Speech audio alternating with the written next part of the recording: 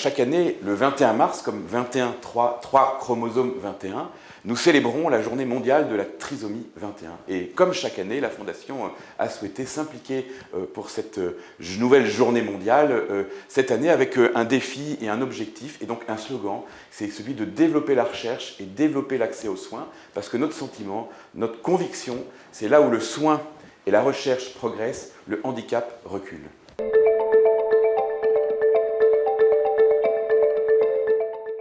Alors je dirais que notre société a fait beaucoup de progrès parce qu'on voit bien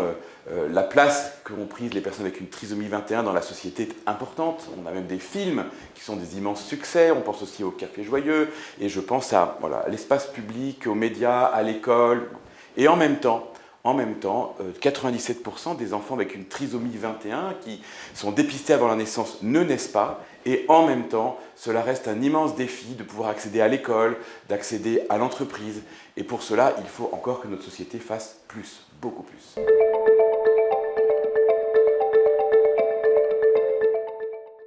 Alors on a fait beaucoup de progrès en matière de prise en charge de la trisomie 21 et notre sentiment c'est que l'accès aux soins et le développement de la recherche est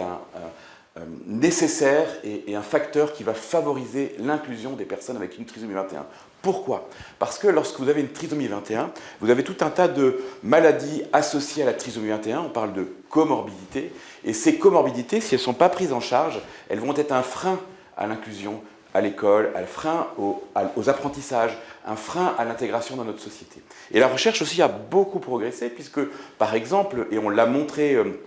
dans le cadre d'un travail de recherche qui a été mené par notre consultation médicale, l'Institut Jérôme Lejeune avec l'hôpital Necker, on a montré par exemple que les personnes avec une trisomie 21 avaient des apnées du sommeil en nombre très important puisque 97% d'entre elles font des apnées du sommeil dès la naissance et que lorsqu'on les traite, qu'on les dépiste et qu'on les traite, on améliore le développement cognitif. La recherche a même tellement progressé qu'aujourd'hui, on est en train de préparer l'arrivée sur le marché de 2 médicaments. Alors aujourd'hui, ce sont des candidats médicaments qui ont commencé l'un à être expérimenté, testé sur l'homme, et le deuxième d'ici 3 ans. Et ces médicaments vont permettre, lorsqu'ils seront commercialisés, d'améliorer l'autonomie, la mémoire, la vitesse d'exécution, les apprentissages, l'attention en classe. L'accès à la santé aujourd'hui reste très difficile puisqu'il y a peu de consultations spécialisées et puis les délais sont très longs, y compris à l'Institut Jérôme Lejeune, puisque les délais peuvent être de 12 à 18 mois. Alors notre défi aujourd'hui, c'est de pouvoir développer davantage la recherche et permettre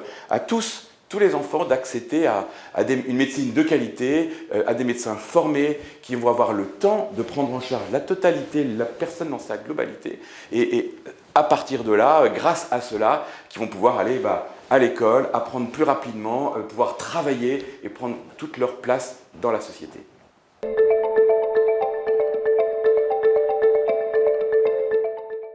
Alors la Fondation Lejeune, depuis plus de 30 ans, est engagée au service des personnes avec une déficience intellectuelle d'origine génétique, et notamment, bien sûr, les personnes avec une trisomie 21, au travers de ces 3 missions. La consultation médicale que nous finançons, nos programmes de recherche pour corriger la déficience intellectuelle, et puis enfin, notre objectif d'être l'avocat de la dignité, l'avocat des personnes, l'avocat de la dignité et de la vie humaine. Et je crois que derrière